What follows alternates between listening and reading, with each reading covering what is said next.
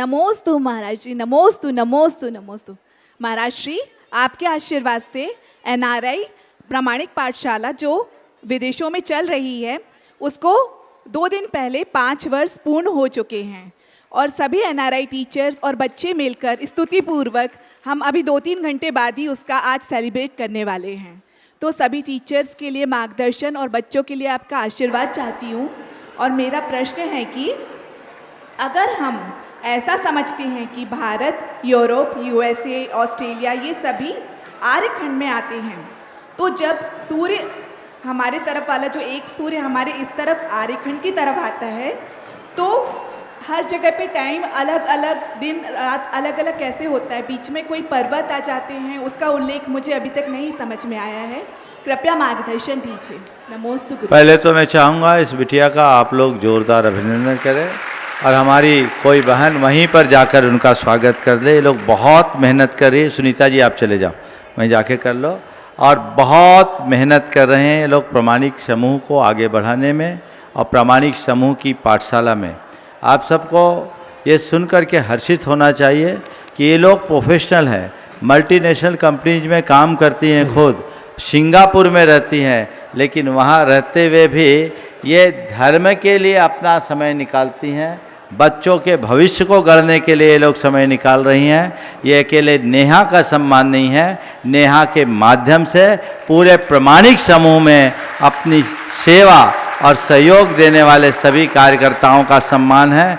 5 साल से लगातार ये प्रक्रिया चल रही है और जैसा कल भी मैंने कहा था, जहाँ जहाँ प्रामाणिक समूह से जुड़ी प्रामाणिक पाठशाला है वहाँ बच्चे भाग भाग कर आते हैं। उनको इस तरीके से अनेक प्रकार की गतिविधियों के साथ वहाँ अध्यापन कराया जाता है। तो ये बहुत ही प्रेरणात्मक कार्य है। मेरा सभी को आशीर्वाद। अब रहा सवाल कि यूरोप, अमेरिका, ऑस्ट्रेलिया ये सब आर्यखंड में ही आते हैं। आर्यखंड में आने का प्रमाण ये है क्योंकि वहाँ जिन धर्म है, अगर वहाँ भगवान नहीं जाते, मंदिर नहीं बनते, तो फिर भी हम सोचते आर्यखंड नहीं है। लेकिन जहाँ सम्यक्त के रत्नत्रय के साधन है, जहाँ आप लोग व्रत उपवास कर रही हों, वो आर्यखंड ही है। म्लेच्छखंड मत समझना। बस कमी केवल इतनी कि हम जैसे साधु वहाँ नहीं जा पा रहे हैं, पर साधु भले न जा पाए, सावक तो जा रहे हैं। चतुर्विध संघ में एक भी चला गया तो तीर्थ का प्रवेश हो गया। अब रहा सूर्य और चंद्रमा का, दिन और रात का, तो ऐसा नहीं कहा कि जम्बूद्वीप के आर्यखंड में एक ही सूर्य होता है। जम्बूद्वीप में 2 सूर्य है ना, तो उससे आप गणित लगा सकते हैं। ठीक है। दूसरी बात, वर्तमान की जो ग्लोबल व्यवस्था है ये बहुत गंभीर और चिंतन योग्य विषय है। मैं अनेक बार इस विषय पर प्रकाश डाला हूँ। ये व्यवस्था जो वर्तमान भूगोल है वो हमारे शास्त्र में वर्णित भूगोल के अनुरूप है ही नहीं। हमारे शास्त्र में जिस भूगोल का वर्णन है वह शाश्वत पृथ्वी का वर्णन है। शाश्वत पृथ्वी के अनुसार भोग भूमि में धरती एकदम फ्लैट थी, दर्पण की तरह।